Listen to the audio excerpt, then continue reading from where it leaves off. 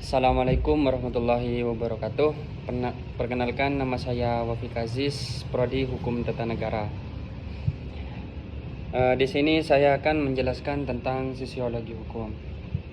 Sebelum ke materi, saya akan menjelaskan tentang sosiologi hukum itu apa.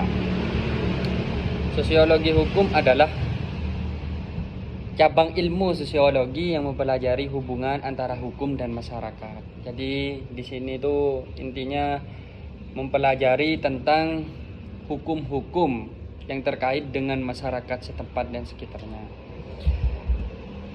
Langsung saja ke materi. Di sini saya akan menjelaskan tentang perubahan sosial penyebab perubahan hukum. Perubahan sosial adalah fenomena yang selalu terjadi dalam kehidupan masyarakat seiring dengan perkembangan zaman. Perubahan sosial adalah transformasi yang terjadi dalam struktur dan tatanan sosial, baik dalam nilai ataupun norma perilaku. Hukum berperan sebagai alat untuk mengatur dan mengontrol perilaku masyarakat serta menjaga ketertiban sosial. Namun, hukum juga harus bersifat dinamis dan adaptif terhadap perubahan sosial yang terjadi. Jika hukum tidak dapat mengikuti perubahan sosial, maka akan timbul ketidakselarasan antara norma hukum dan norma sosial yang berlaku dalam masyarakat. Selanjutnya yaitu perubahan hukum penyebab perubahan sosial. Perubahan hukum ini yaitu salah satu faktor yang sangat berpengaruh terhadap terjadinya perubahan sosial dalam suatu masyarakat.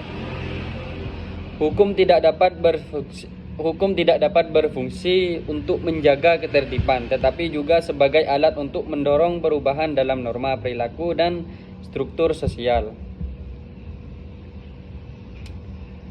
Hubungan antara hukum dan perubahan sosial bersifat dinamis, di mana perubahan hukum ini sering menjadi katalis bagi transformasi sosial yang lebih luas. Perubahan hukum juga sering kali dilakukan untuk memperbaiki ketidakadilan atau ketimpangan sosial yang ada dalam masyarakat kita ini. Dalam situasi krisis seperti bencana alam, pandemi, atau konflik politik, pemerintah seringkali memberlakukan perubahan hukum untuk menjaga stabilitas sosial. Selanjutnya,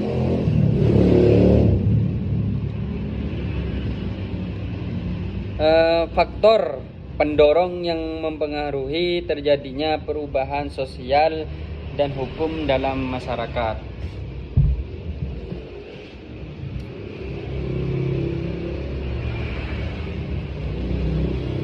Perubahan sosial dan hukum dalam masyarakat merupakan hasil dari berbagai faktor yang saling memengaruhi.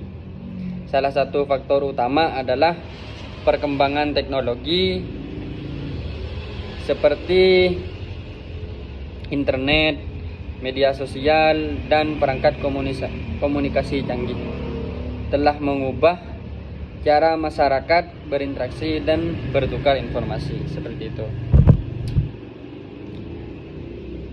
Nah, di sini globalisasi juga memainkan peran penting dalam perubahan sosial dan hukum. Untuk pergeseran nilai dan norma sosial dalam masyarakat juga memengaruhi, yaitu pendorong untuk perubahan sosial. Dalam faktor lain yaitu turut berperan adalah tekanan politik, pengaruh agama dan budaya secara situasi dan kritis seperti itu.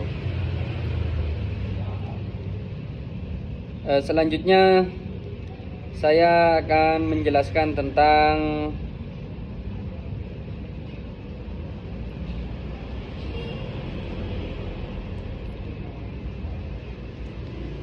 eh,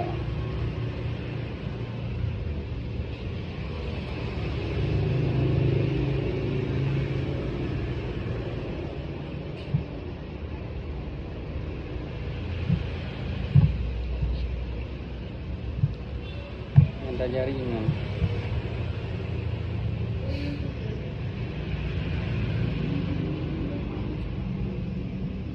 Baik, selanjutnya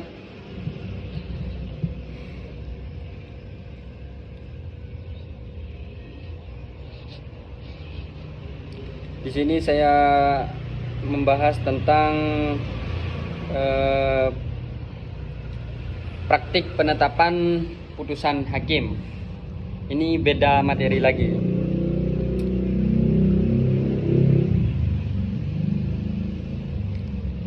Praktik penetapan putusan hakim. Eksistensi putusan hakim atau lazim disebut dengan terminologi putusan pengadilan. Sangat diperlukan untuk menyelesaikan perkara perdata. Oleh karena itu demikian, diharapkan para pihak baik penggugat dan pemohon maupun tergugat atau termohon dapat menerima putusan sehingga orang yang merasa dan dirasa haknya telah dilanggar oleh orang lain mendapatkan haknya kembali, dan orang yang merasa dan dirasa telah melanggar hak orang lain harus mengembalikan hak tersebut.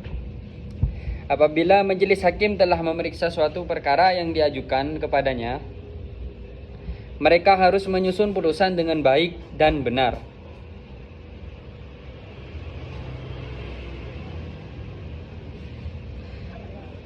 Apabila majelis hakim telah memeriksa suatu perkara yang diajukan kepadanya, mereka harus menyusun putusan dengan baik dan benar. Untuk mengakhiri sengketa yang diajukan, putusan tersebut harus diucapkan dalam sidang terbuka untuk umum. Sebagaimana disebutkan dalam pasal 13 ayat 2 Undang-Undang Nomor 48 Tahun 2009 tentang kekuasaan kehakiman.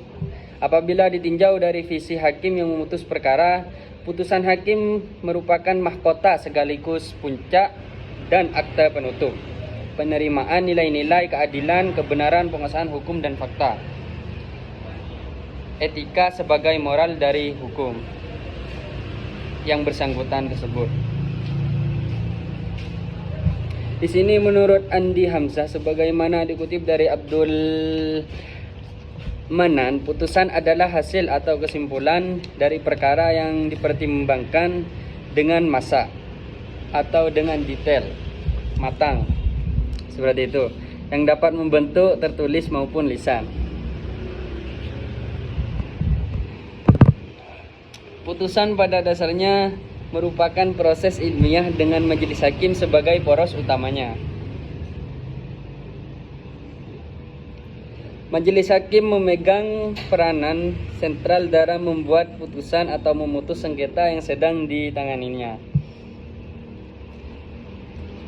Dalam suatu putusan, pertimbangan hukum merupakan jiwa dan inspirasi putusan.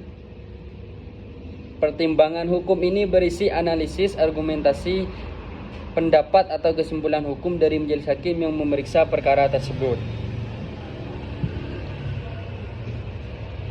Untuk pertimbangan hukum tersebut dikemukakan analisis yang jelas berdasarkan undang-undang pembuktian tentang di sini ada 4, yaitu apakah alat bukti yang diajukan penggugat dan tergugat memenuhi syarat, bentuk atau secara formil dan material. Yang kedua yaitu alat bukti pihak mana yang mencapai batas minimal pembuktian.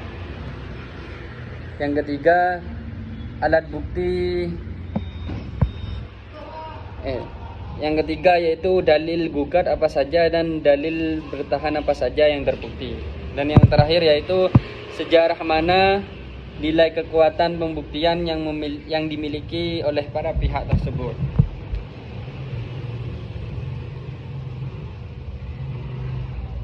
Selanjutnya di sini saya akan membahas tentang kegunaan penemuan hukum.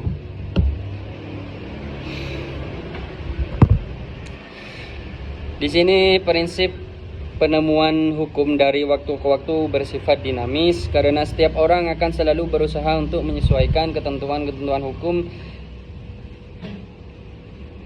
yang ada dengan perkembangan kebudayaan masyarakat, sehingga setiap peristiwa konkret yang terjadi dalam antisipasi oleh peraturan hukum yang berlaku.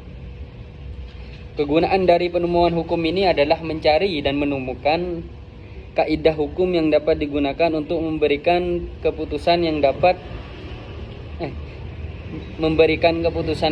dan benar, seperti itu. Dan secara tidak langsung memberikan kepastian hukum juga di dalam masyarakat. Di sini adapun kegunaan penemuan hukum lain yaitu menjaga keadilan, dan yang kedua menjamin ketertiban.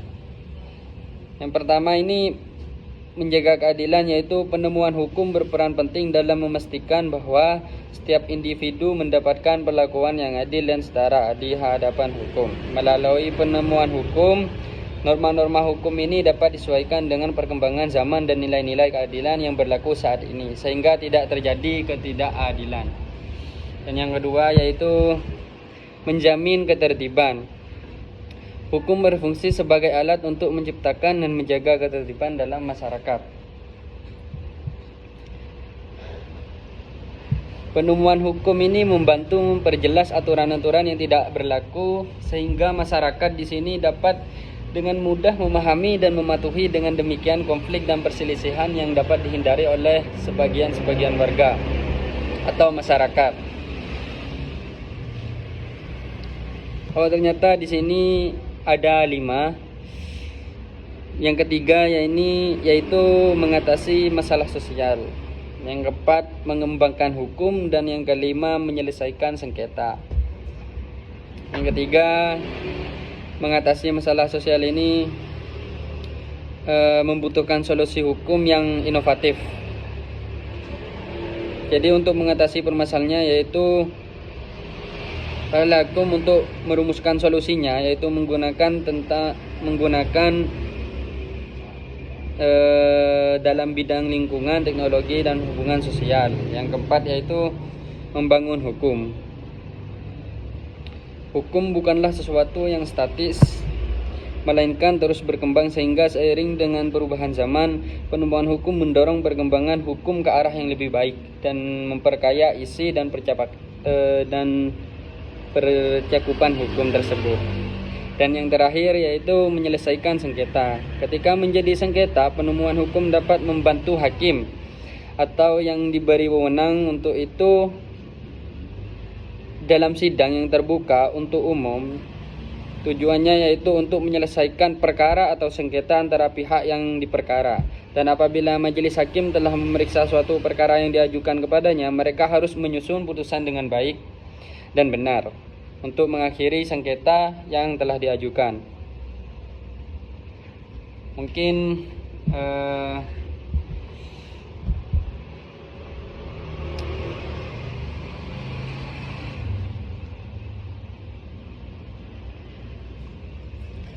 itu saja presentasi dari saya.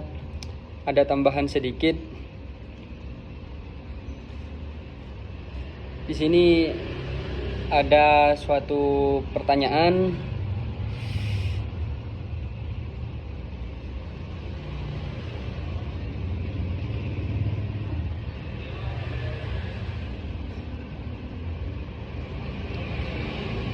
Oh, tidak ada. Mungkin sampai di sini saja presentasi saya kali ini. Kurang lebihnya mohon maaf. Tugas presentasi ini semoga bisa membantu semua orang atau bisa dipahami oleh teman-teman atau masyarakat sekitar. Mungkin itu saja. Allahumma fiq wa billah bitorik. Wassalamualaikum warahmatullahi wabarakatuh.